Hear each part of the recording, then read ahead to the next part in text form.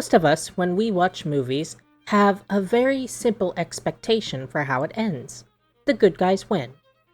The media we consume is usually a form of escapism, along with being entertainment. We get to see stories in which good triumphs over evil, even if it's a long and hard journey to get there. Maybe a few friends are lost along the way. Maybe things don't go back to the way they were and never can. But bad people are punished and the good guys win. So, why do so many of these stories, especially recently, have really bad people being treated like the heroes and getting the win? People who are liars, who are scammers, who are downright evil in a lot of ways, end up being the person we're supposed to root for and support. No, I don't care how smart that guy from Morbius was. He was still a sick and twisted monster who should have been labeled a lost cause and chucked in a slurry pit the moment he tried to kill another child to force that kid into letting his name be changed. In some of these movies, the characters we're supposed to consider a hero, despite being an awful person, usually has one trait that is supposed to make it all okay. They're relatively nice. It may just be surface level, since the things they do are actually anything but nice, but as long as they're able to make big eyes and look innocent, especially if they're small and look harmless, then it's okay that they're lying through their teeth every time they speak and ruining other people's lives, because they must have good intentions, right? Look at how cute and small they are. Mosquitoes are small too, that doesn't mean they're good to have around. This is one thing that has really irritated me with a lot of movies. Characters getting a pass for being annoying, obnoxious, and causing problems just because they're considered to be cute, no matter how many times they completely screw over everyone else with their actions, constantly. They rarely get any kind of punishment. These movies in particular are a good example of that. If it's not obvious enough, I really didn't like these movies. I'm not a big fan of jukebox musicals in the first place. I really prefer when a movie has an original score, and I find them a lot more memorable that way. The animation style was weird, especially the way they did the pig faces with the mouth way under their snouts instead of, being part of it, like how actual pigs are. That looks way less creepy. But by far the biggest thing that annoyed me was the main character and how we were supposed to see him as the sympathetic hero when all he does is cheat and lie throughout both films, including in ways that really harm others, and downright criminal behaviors to get what he wants. It was also just weird that they seemed to operate in a world where eating other animals was still a thing, going by the bear gangsters and how they handle one of the characters that owes them money, but unless they go the Zootopia route and have it where no one eats anyone anymore at all and the food is basically plant or fish-based, as long as the fish aren't sapient too, then you're gonna run into that kind of issue. I can kind of overlook that weirdness mostly. It was just Buster Moon's whole plan and overall behavior that really made these movies terrible for me. In the first one, it was kind of understandable. He was trying to save his family's legacy, a dying theater. Now, I can understand bending the rules and maybe going a little overboard when trying to do that, but he still went too far. From never correcting anyone when they thought the prize was way more than what he actually had to offer, destruction of property, incredibly invasive and manipulative behavior, he just wasn't endearing. But we're supposed to sympathize with him anyway, I guess because he's small and he's sort of nice to the people he's benefiting from, even while he's still lying to them. Great message there. It's okay to lie and use people as long as you're sort of nice to them.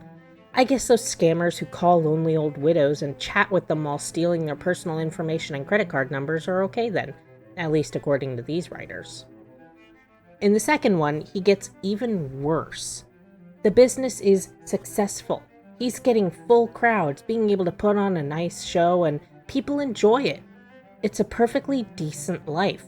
He is able to provide for himself and the performers who have stuck with him throughout everything. None of them are particularly hurting for money or struggling. They're all just fine.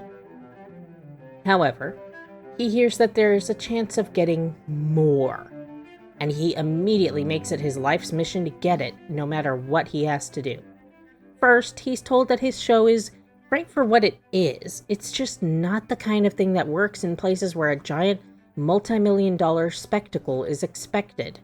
He barges his way into the tryouts anyway, where he proceeds to lie his backside off and drags all of the people who trust and rely on him into it too.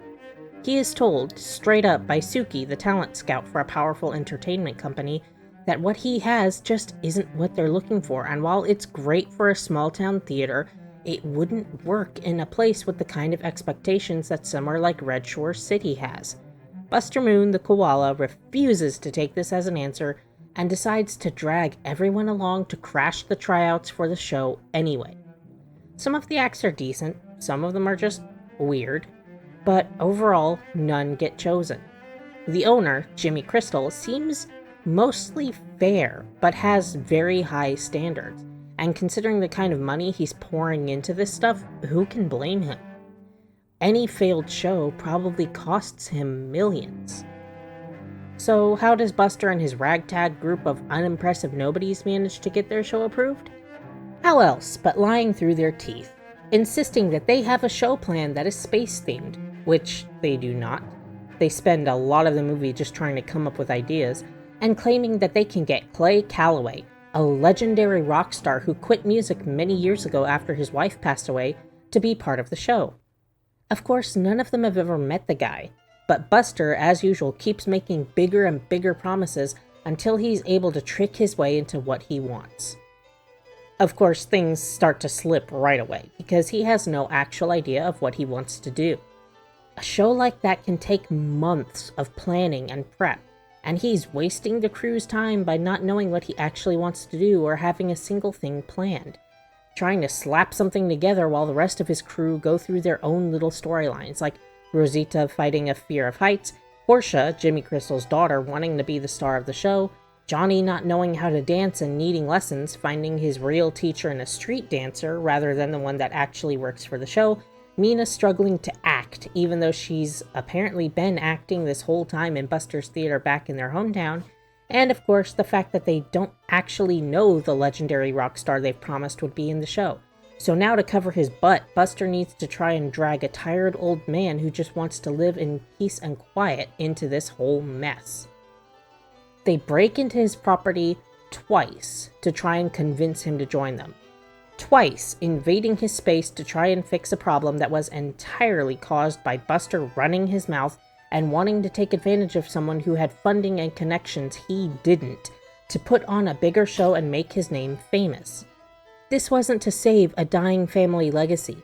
This wasn't to earn enough money to help someone pay for a surgery or anything like that. This was pure vanity. And the only way that they managed to make Jimmy Crystal look like a bad guy is by making him, dare I say it, cartoonishly evil. And not even the good kind of cartoonishly evil. They have to make him make multiple attempts on Buster's life, usually by dangling him off a building, to make him look like a bad guy, when really it's his money and his livelihood and reputation that are on the line here, while Buster is basically risking nothing. That's the only way they're able to make it seem like there are any kind of stakes to the movie. If Buster failed to put on a good show, well, he wasn't the one spending the money to put the show on. He wasn't the one printing up posters and promising the appearance of a legendary rock star. He wasn't the one who would have lost out on basically anything. Jimmy Crystal was. If they'd made a few tweaks to the script, like saying that Crystal had forced Buster to sign a contract stating that he would be responsible for all the show expenses if it failed, which could force Buster into selling the theater back home and being in massive debt if they weren't able to put on a good performance, that'd make Buster look like a complete moron, risking everything he has for something that he doesn't need, but at least it would give them some kind of realistic stakes. If the only way they can manage to make anything in the movie matter is by turning Crystal into a psycho killer instead of someone who is acting reasonably and wanting to keep his business the best it can be because, that's his family legacy and something he wants to pass down to his daughter someday, despite her being an ungrateful, demanding brat. As if all of that isn't bad enough, they put on the show behind Crystal's back. which means he's going to have to pay for all of the actors, all of the equipment, everything that he had tried to cancel before, seeing what a mess it was. And they bring in Johnny's father and his friends, who are literally being allowed out of prison for community service, another lie, to stop Crystal and his bodyguards, who have every right to be there, from putting a stop to the show. Sure, the show goes well and they're able to get Clay to show up, basically by manipulating him with the memory of his dead wife, but none of this feels like a triumph because the people doing it and benefiting from it are not good people. Buster is by far the worst, but the others still go along with it, come up with ideas for how to trick and manipulate everyone else, how to break into someone's property and try to force a tired old man into their show, Rosita even using her children as distractions and potentially putting them in danger. And of course, they end up winning. Crystal ends up being arrested, and none of the blatantly criminal activity, including by the gorillas who are still wearing their prison uniforms, gets addressed, and Buster comes out on top once again, having lied and cheated and manipulated his way to fame and fortune. I really didn't like these movies, and the fact that they're working on a third one, which has a heavily AI animated look to the characters going by the trailer, it doesn't really surprise me that the people who think liars and cheaters getting their way is a good message would look to cut as many corners as they can, even if it involves an environmentally destructive plagiarism bot. This movie is just so obnoxious to me. The characters aren't enjoyable. The designs are terrible, especially on a lot of the female characters. The Lynx girl and Portia look like bobbleheads. There's just nothing likable about it. Any of the songs they perform are songs we've all heard 100 times. The main character, Buster, isn't charismatic or likable.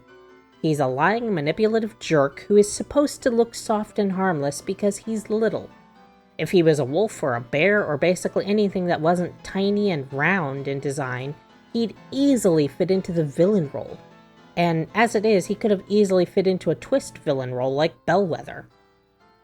Overall, just a really, really bad set of movies, and I'm pretty sure that if the third does get made, I'm giving it a skip. It already looks awful, and there's nothing that I like enough about any of the characters or designs to bring me back to it. The messages aren't good, the music is unoriginal, the designs are awful, the stakes are non-existent, and there's basically nothing there worth sitting through. I think the message that they may have been going for was something like chase your dreams, but that gets completely lost in all of the lying and manipulation going around, especially when it was no longer an honest dream of saving his family's legacy that was on the table, but taking an undeserved spot at someone else's expense to try and win bigger fame and fortune, even when what he already had was just fine. Remember, everyone, an honestly earned penny is worth far more than a dishonestly earned dollar. I know that's hard to believe in the times we live in right now, where dishonest monsters with massive bank accounts doing basically whatever they want without consequences are everywhere. But for those of us who actually have souls and aren't the most disgusting, psychotic examples of human-shaped meat stuffed into a suit, something that you genuinely earned matters far more than something you didn't. Think about the difference between getting taken out for ice cream after getting an A+ on a test you studied really hard for and did your best at, compared to being given a participation trophy for a relay race that you completely phoned in and lost for your team.